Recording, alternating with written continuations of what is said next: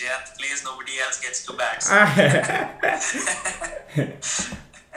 Yeah, but welcome. Thank you, Rochit, for being here. And today we'll talk about Rochan's story, where how he has what he has done since we left school. He was my senior 1 year, and he's worked with Deloitte. He's worked and he has some new things to share today. So yeah, Rochan, do you want to just give us a quick introduction about yourself? Yeah, so I'll just kick off from where we left each other in high school. I pursued an undergrad in finance after high school, and then, as you know, I was playing varsity soccer at the time. While I was playing varsity soccer, things were going well. I was offered a professional contract with Minerva FC. You're familiar with them? They're a professional club in Punjab. So I played with Minerva for 2 to 3 years. To further my education while I was playing for Minerva, I pursued a postgraduate diploma in marketing management. And I also did a small stint as an entrepreneur running my own soccer academy in Chandigarh. Yeah. And then I visited my brother in 2015 for his graduation in the States. I really liked, the culture in the country, and I always wanted to be close to my brother. So I decided to quit soccer, the academy, and pursue my master's in the US. So in 2016, I came to the US to pursue a master's degree in financial mathematics. And while I was in school, I was offered the opportunity to intern at Deloitte. And I really enjoyed my internship experience with the firm, so I decided to come back. So I've been with the firm since 2018, and I'll be closing my 3-year mark in 2021 July. So you've been busy. Basically, you've been running and doing a lot of work since you left school. I've been running. They say in New York everyone runs, but make sure you run in a particular direction. So I've just been trying. Right, so I've been trying to do that.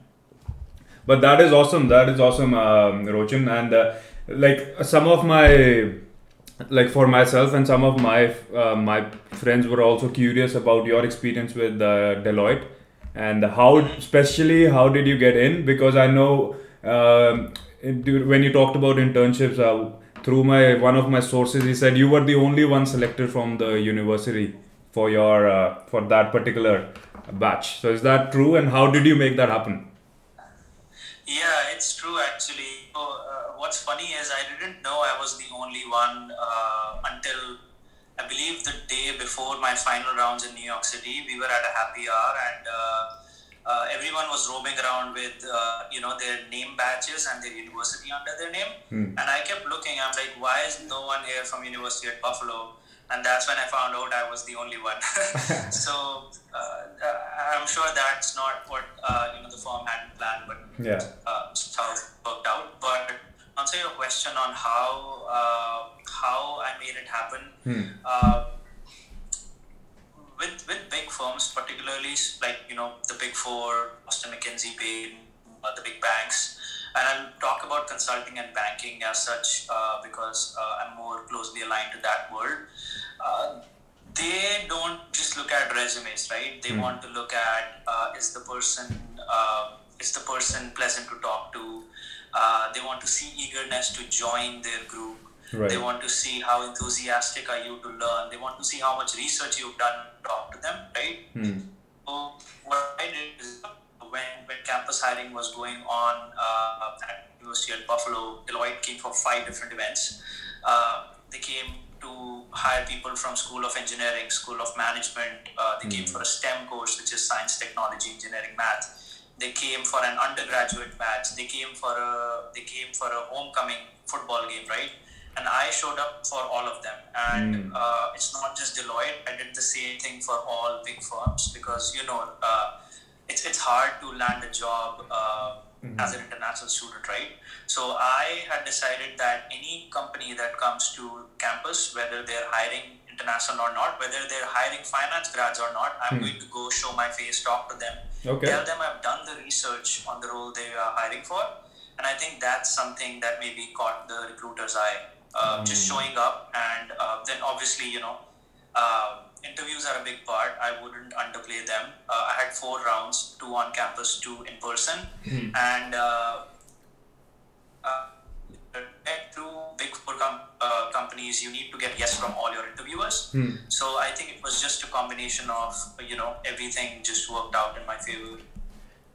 That is great. And what one thing that really stood out to me was that you said that you showed up irrespective of what events they were coming to university for. You just showed up there, and I feel that is a lot of people are like, for me. I start preparing for interviews for jobs after applying, right? That is my mindset. But you are already doing so much work before you even apply or do anything. So I think why did you want to do that? Why Deloitte so bad? So I'll be honest there, not just Deloitte, right? And I'll get to why Deloitte as well. But okay. I went to all the big fours, to be honest. I did the same thing for KPMG, PwC. I did the same for Goldman, JP Morgan, because these are global companies. They are well-reputed companies, right? Okay. So not just Deloitte. I did it for all of them. I was lucky enough to get an opportunity in Deloitte, considering Deloitte has the largest footprint in the US and the global headquarters are in US. So something that stood out particularly about Deloitte is that the role that the role that Deloitte was hiring for was the position that I was looking for, right? And I wanted to get into that role. I think that was an added incentive for me to go harder at Deloitte and show them that I really, really want to be a part of the organization, as opposed to other companies where I was just trying to get my foot in the door, right? Okay. So I think the applicability of the role was a huge one for me, and the second is obviously Deloitte's brand reputation globally and especially in the United States. I see. So I see 2 points. So when you wanted to get into a one of the big four companies, and then because the role aligned with your vision, and then you went on for Deloitte specifically. And what was that role that inspired you to work more?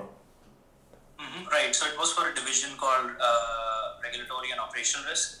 So that division mainly works with clients in the industry, banks, investment banks, private equity, fintechs, right? So being a finance grad, that is an area where I wanted to create my brand. So that's why I really was excited about the role, and I've been in the same division ever since. I see. Okay. All right. That is, and one thing I wanted to know directly from you, because you work inside the company. I've a lot of people say that, bro, Deloitte है, काम बहुत कराती है, रगड़ा देती है. Is that true? Is that so? Yeah. What is the real story, man? See, that is a very it depends answer. Okay. I've been on projects where I worked 16 to 17 hours a day. But that's maybe for a month where there are aggressive deadlines, right? So if your client has a $150 million fine hanging on their neck, right, you need to crush through it and help them meet their deadlines. But I have been on projects where for 2 to 3 months I literally didn't have more than 2 hours worth of work. So I think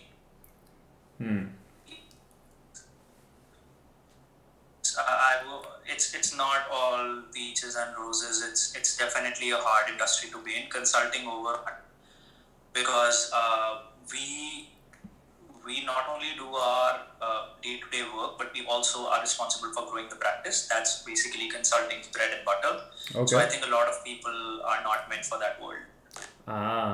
Well, I'm going into consulting now, so I would like to know from you. You've been in like you said, for more than 3 years now. So why do you want to be a consultant, and what keeps you growing in this industry?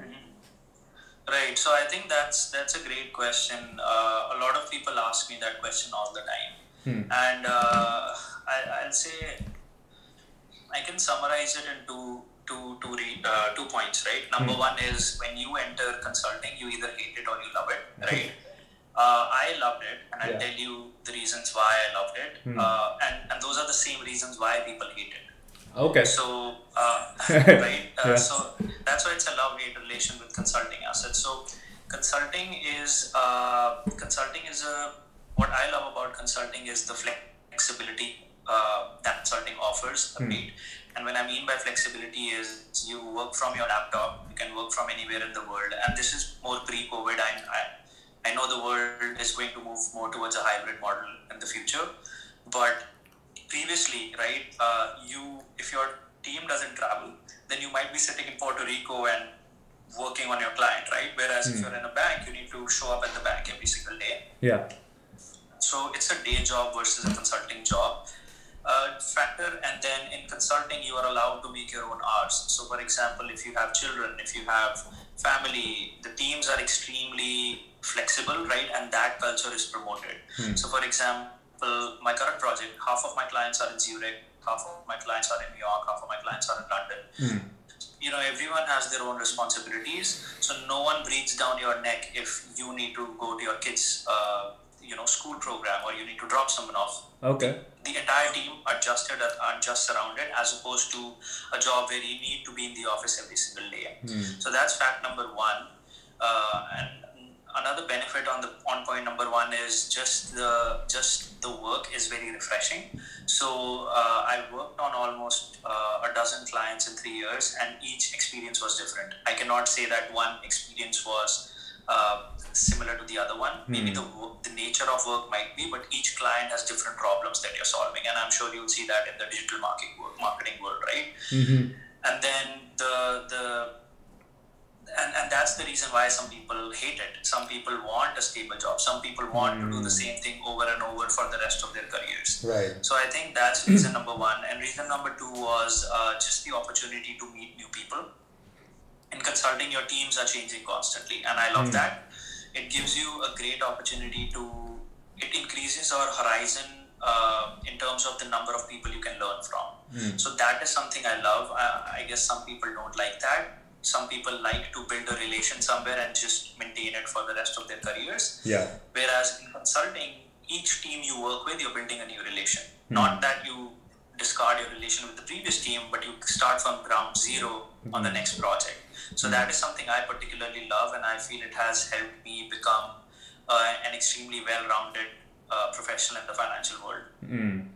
Yeah, well, I know that you always like to work on new projects, and you're comfortable meeting new people, because I've seen you grow up in school together, and you would always be, meeting everyone, playing different sports out. So that is definitely built very strong into your personality. So it gives me more understanding of why consulting and why you picked that field, and maybe that's why I'm doing the same. Right, because if you talk about digital marketing, right, you might decide to go work for a Gleevee, but you might end up doing the same thing for a Gleevee for the rest of your career, right? Okay. Whereas if you, and it also depends on what kind of work you do for a Gleevee, okay? But if you're on the creative side, obviously you will keep working on different clients all the time. But if you're an individual consultant, then your nature of work will keep changing. So I think what you do also matters a lot. For example, if you are a coder, then whether you're at Goldman or you're at Google or you are at Lululemon, the nature of your work is not really that different, as opposed to someone like me who is catering to the Wells Fargo's, Bank of America's, Goldman Sachs of the world, where with every new trend there's a new problem that you need to solve. So whoever wants to go into consulting, they need to be ready for change. They need to adapt to change. Oh yeah, yep. And that I think that's there's a piece of advice there. That is the biggest thing people struggle with, adjusting.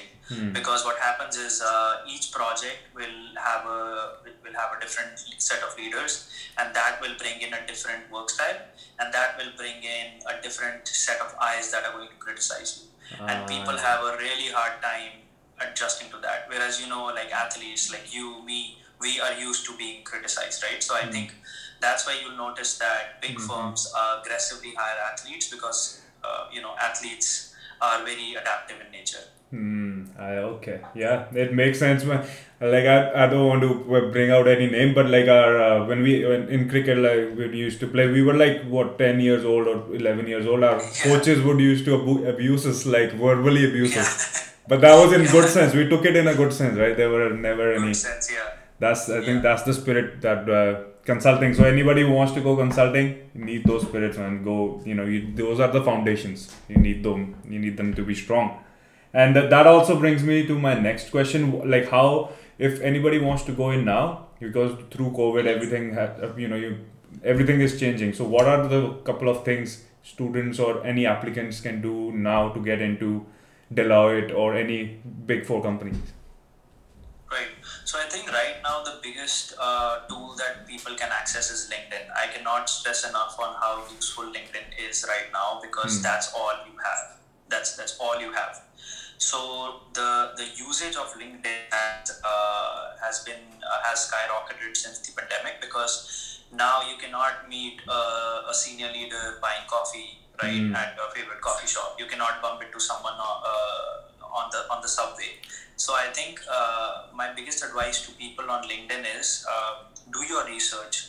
If you want to connect with someone at Deloitte or at EY or McKinsey, do your research. See what does that person even do, right? Don't just spam their inbox and be like, hey, here is my resume, can you refer me? Or here is, I'm looking for jobs, can you help me? Because no, the person, what you need to do is you need to make the other person's job easy. And I'll quote you an example. Someone messaged me on LinkedIn, and the person wrote a huge paragraph on his background, and then he was like, I have an extensive experience working in the energy space, and then I am looking for roles in New York. And my first question to him was, have you done your research on what kind of clients even exist in New York? Okay. Because there's literally zero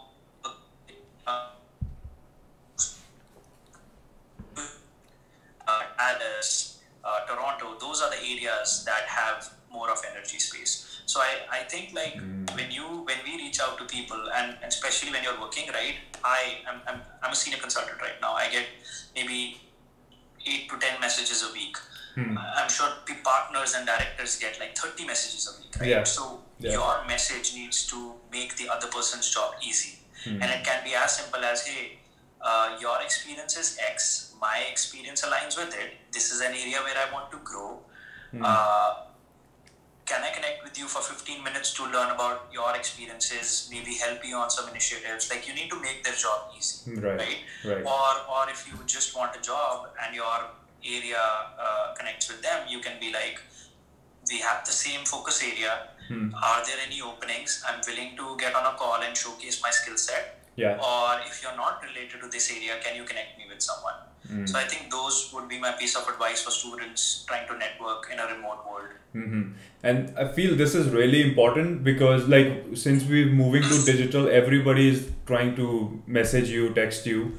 But like, I don't like, honestly, if like there's a message is almost more than one bigger than a paragraph, I tend to ignore it. That's my first, mind. That's where my mind goes. I'll read it later. So just, I like that you said, just be nice and simple, precise, to the point, and help each other out. Right.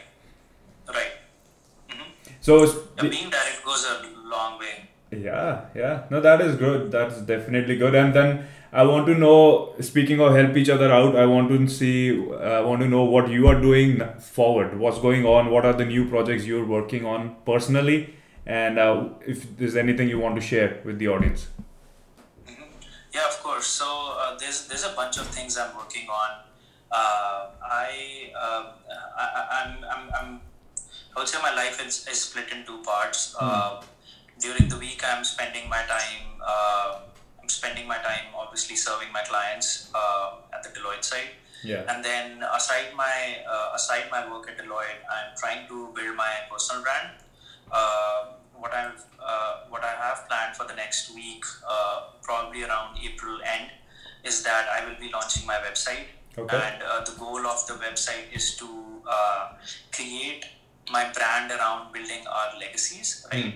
What is the impact that we are leaving behind in this world? Okay. And I started thinking about this a lot during the pandemic. Like, you can die today. How are people going to remember you? Because people might think that lives are not valuable, but they'd be shocked to know how valuable they are. And to quote you an example, I might have touched you in a particular manner which would have become a part of your life, which you don't think about actively, but you go and touch other people's lives with that piece that are left with you, right? And I think that's all that legacy is. So my brand, my website is to create a community of people who are in pursuit of building their legacy, who are motivated to build their legacy. And then aside my personal brand, I'm planning on launching a business in the next 3 to 4 months. I won't give too much away on that. I think I'll wait a few months till I announce what I'll be doing. But for now, I think it's my personal brand and my website where I'll be rolling out essay style articles on self-help, how I've overcome obstacles, how I am building my legacy, and how I can help people build their legacy. That is wonderful, and that I appreciate that you're taking that time out of your week and then working on this. So I wish you full success on this, and I'm eager to learn about your story from yourself. Yeah. Thanks a lot. You can subscribe. The site is live right now. I know a few changes happening. You can hit subscribe, and I think within a week I'll start rolling out articles. And I'm available on lots of social media where I'll be posting content related to different topics: self-help, the digital world, the direct-to-consumer world, building brands, strategy. So all the things I love, like business development and self-help, discipline, fitness. So you can find me on Quora, LinkedIn, Facebook, Instagram, and Medium. So see guys, he's everywhere right now, and he's building his legacy, and he wants to build your legacy. So if you also want कि तुम्हारे दौड़ने पे धरती हिले, so subscribe to go to his website, rochankakar.com. Is that right? That's right. Yeah, rochankakar.com, and subscribe to the newsletter because he'll be releasing his first one soon. So you want to get this one. I'm definitely sure it has a lot of tips and valuable content to share. Yeah, and if anyone is interested in getting in touch with me, they can just use the contact form. It's very simple. Just want to contact me. I'll be more than happy to get in touch and see how I can help them. Absolutely. He's wonderful.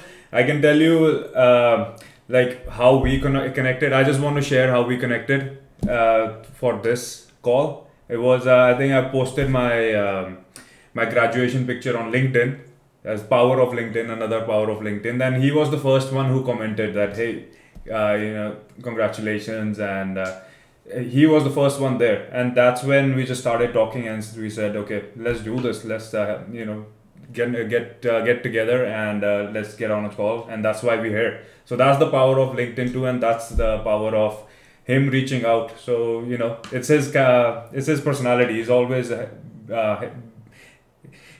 been helpful to his his teammates and people around, even in school. That's how I remember him. So anytime if you need any help with sports or anything, mostly we were in the speed field, so any kind of field, sports or anything, he'll always be there to help you out. So I think that's it's his brand value.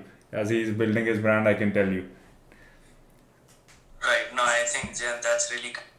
I remember one man, came friends. You were new to school, right? So all I have is fond memories about you as an athlete, you as a player, you as a teammate and a friend. You've always been, very forward coming in terms of helping people and guiding people.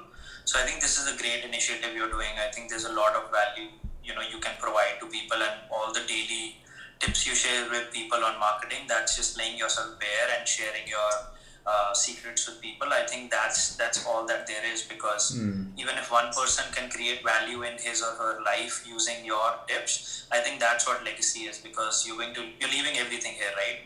What else can you take you in? Nobody can take your share away from you, right? Whatever you do it for yourself, and give another person an opportunity to do what they can do with your piece of information, right? And I always think about it in this way, that if Elon Musk Elon Musk is still pretty new. If I don't even remember who invented electricity. Was it Nikola, right? I'm not sure, bro. Whoever invented electricity. On our general knowledge, but the Einstein, Nikola, all these guys would have kept their findings to themselves, then what would have the future generations learned, right?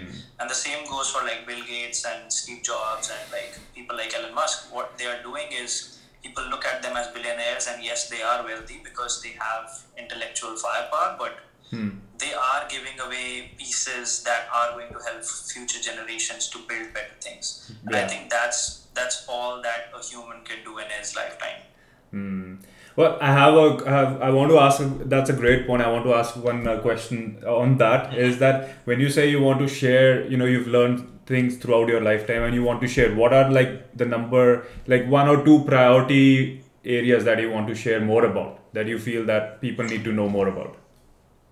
Right. So I think that's a loaded question. If I want to, I'm just thinking. I want to make sure I give away the strongest points. I think what I want to give away most importantly is two things. Number one is, and they are both interconnected in a manner. Number one is the importance of discipline, hard work, and reinvention. All three, I say that in one breath. In a person's life, and the reason behind that is people say, oh, work hard, or people might say, oh, just take feedback, but there is a lot that you need to think. There is a lot of reflection that goes behind each of these things, right? Which is very important for a person to succeed. Now, for example, if Cristiano Ronaldo was disciplined, but he lacked the skill to reinvent himself, or he lacked the skill to reflect, then he would not have been where he is today, right? And I know luck is a factor, but I think in a person's life, discipline, reinvention, and perseverance and persistence are extremely important. And I think I've personally benefited a lot from these three skills. And they are skills and habits, right? You can call them neighbors. And the number 2 point, what I want to share with people is the importance of ambition and pursuing something. So I feel like humans, there's a wonderful book, Joe Rogan spoke about it once, Jayant, I'll have to look it up. There's this wonderful book in which this guy talks about humans, right, and how we evolved. Right? We were basically Neanderthals who would wake up every day, get out of the cave. Is that your new pup? I was thinking, man, it was, is it Sapiens? Sapiens, yep, that's right. So Sapiens, he talks about how human system is created on reward, right? People used to wake up, get out of their cave, make sure that they don't get eaten by a saber-tooth. They had to go hunt food with a spear, and they had to come back home and feed their family, right? So what that is someone waking up, working hard, also taking care of all the hardships, which is the saber-tooth in this case, all the dangers the world has to offer in this case, and then the reward was the food, and then that was the pursuit at the same time, and that's built into our genes. So humans innately are meant to pursue something, and I think each human should have something that they are pursuing. It can be as simple as going to work, doing a good job, and putting food on the table for their family, right? And that's a pursuit. And as long as you're happy in your pursuit, I think you'll have a happy life. So I think those are my top 2 picks. I think that's very well said, Rochan. And it also reminds me of one more incident that happened with you. I think many years ago. There was definitely in school. You recommended me. We were in Sector 8. You recommended me to watch 2 movies. Number 1 was Forrest Gump, and the number 2 was Saving Private Ryan. And wow, I don't even remember. But it makes sense, right? Now definitely makes sense. When you were talking about reinventing yourself and having an ambition, it reminds me of that movie, right? Where he's put into different areas, but he's just trying to he's just doing his best, but he's reinventing and he's growing, and he succeeds in everything he goes into. Right. And it's funny that you said that. Like I'm introspecting while you said that, because Jordan Peterson has this famous quote in which he says, your purpose in life is right in front of you, and it manifests itself as the things you are avoiding to do.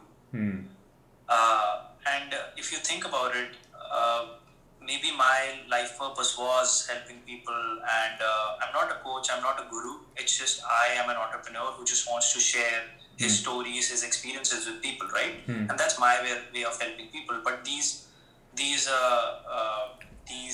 I would say traits were hidden in me even when I was in 8th or 9th grade when we met. So I think that's a huge takeaway for people, and a learning lesson for me as well that you've given me is that if I recommended Saving Private Ryan and Forrest Gump, those are two movies which are great examples of doing something for others. And the second is pursuing something. Yeah, and it's funny you say hidden in you, because the way I saw it as an audience, it was like all there. You know, when I see Rochan, definitely that's the first thing that comes to mind. But I see your point too. As a person growing up, you don't realize, you don't know who you are until you just take a moment. So it does make sense why you said that. Yeah, and more than who you are, right? Like if you talk about it when you actually grow up, it's easy to say, oh, this person will help people. But when we actually start making the decisions, it's harder, because you need to think, okay, I want to help people, but how? Is it doing community service on the weekends? Is it quitting my job and starting my agency to help people? Is it working in a non-profit? So I think when we actually enter the practical world, it becomes harder, and that is the biggest reason why people give up on their dreams, is because facing reality is tough. Because if you think about it, if you say, Rochan, quit your job today and become a coach tomorrow, it is not going to be an easy decision, right?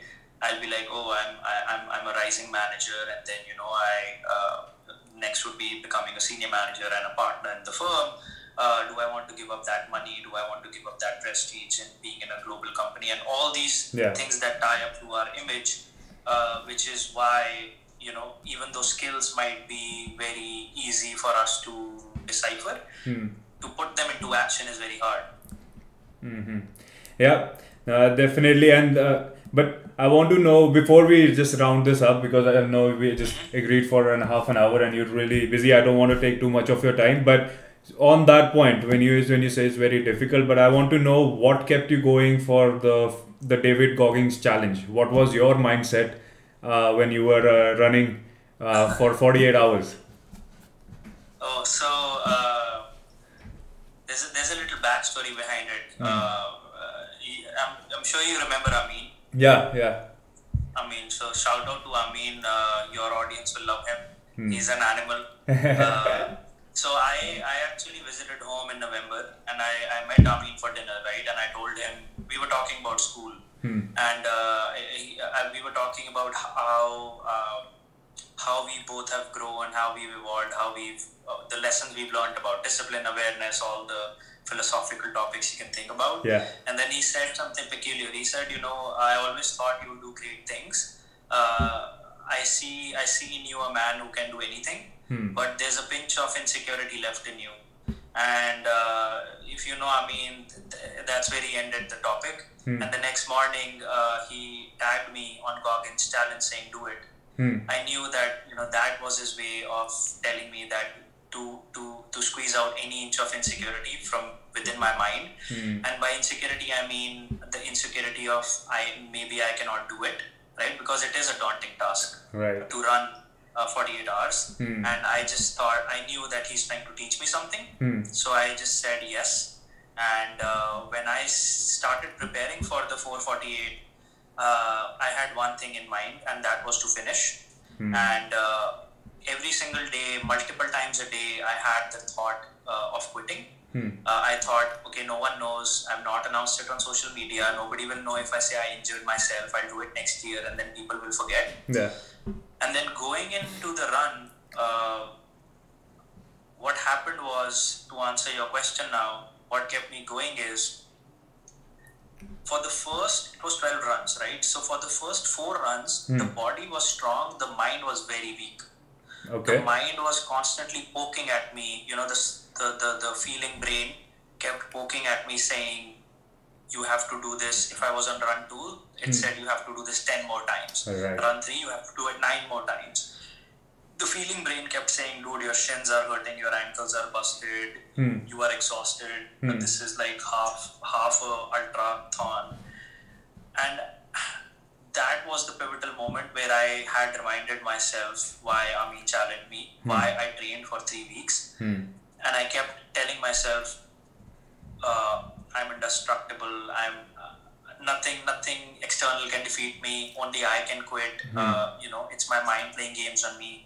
I'm the toughest guy around here. And I said all these things in those moments. I said them so many times in training. I started feeling them, and then while running, when I said them over and over, there was no stopping. And slowly after run 5, the mind became strong and the body started becoming weak. But by run, because it was taking a toll, right? All the thumping. Yeah. But I think by run 7 or 8, I was like bulletproof. So there's that's a loaded answer, but that's the story behind it, and that's what kept me going. I can sum it up as my training,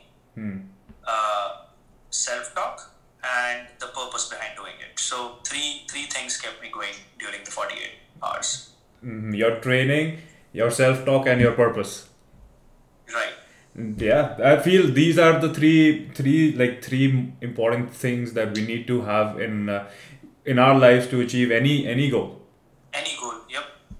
So that's the thing, right? Yeah. I said to myself after the run, the last 3 runs were so easy. They were so easy, it was ridiculous. And I was shocked. I expected myself to be on the bed for a week. And I realized that I trained I would say I trained like an elite athlete after years. My mental game was so strong, and then it made me realize that this was just one run. Imagine what my life would be like if I start doing things like this on a daily basis. Whether it's taking client calls, whether it's delivering work, whether it's working on my own side hustle. So I think that was a massive. I think I entered a different person and I exited a different person in those 48 hours. I'm still absorbing, man. I'm still trying to feel it, because what you're saying has a lot deeper meaning, right? It's Right. when you say you come out a different person, it's like I'm trying to absorb it and imagine it. It's like I think it's an experience not everybody gets. No, I'm in fact writing an article on that, on the quitting mind, because before Goggins pushes people to either try to raise charity via the run or do it with friends as a community. I think I messaged almost 20 people and everyone instantly said no, and that's got me thinking about why people quit before trying something, right? And these people, almost I would say 15 of them were decently fit people. So that was another thing, right? And after the run, people were like, "You're crazy! You ran almost 70 kilometers. How did it feel?" And I said, "Life changing." Because I did something that people thought was inhumane, and people like Goggins do that on a daily basis, right? So his quote of being uncommon amongst uncommon people makes sense, because the run made me uncommon amongst common people. And now I think that, okay, if I'm in the Goggins world, then I'm facing the real animals. So to your point, it is life-changing. So it almost sounds like that you've entered into a different league in the way you think about world. Exactly. And it's from a practical standpoint, I think that the people think the challenge is sadistic, but I think it's sheer brilliance. Because 4 miles are enough to make you want to quit. So try it. Run 3 miles. Okay. 3 miles you can run at a good pace in 26 to 28 minutes. Slow, you can do it in 30, 33 if you do 11-minute miles, right? But 4 miles is long enough to want to make you quit. And then doing it 12 times non-stop on 2 hours sleep between runs is sadistic to another level. So that is why it's you train yourself to not quit like a shameless person over and over, and after a point your brain just gives up. So that's why it gives me chills in the sense, because if that is the Rochin, this is the Rochin coming, new Rochin coming up, I feel like I want to stay connected and learn from you, Rochin, and that's what he's coming out. His website is launching, and he'll be sharing about his current experiences till now, but also how he sees the world in the coming days. So, absolutely, I'm looking forward to really learn more from you, Rochin. So, and thank you so much for being here. Do you have any final thoughts before we conclude this? Yeah, no, thank you so much for having me, Jayant. Like, I learn as much as you do from me, and I learn as much from you, right? I religiously follow your marketing posts on LinkedIn. I go through them, I read what you've written, I keep taking notes. So thank you for doing that. I think that's an amazing service. People can take over those lessons in anything they do. They might not be marketers, but they can use those tips in their LinkedIn, and then maybe they have a cooking channel on YouTube. So yeah, I think the pleasure is both ways. Thank you for having me. Yeah, it's my pleasure, and I want you to be back here soon after your launch, and we'll talk more about things. And I feel like we can talk for hours. And for next time, we'll have a bigger slot, and we'll definitely learn more, get deeper into more things that we want to talk about, man. Sounds good. I'm looking forward to it. Okay. Thank you, Rochin, for being here. And thank you, Jan. Thank you for having me. Yeah, it's my pleasure. Have a great weekend, brother. Bye bye.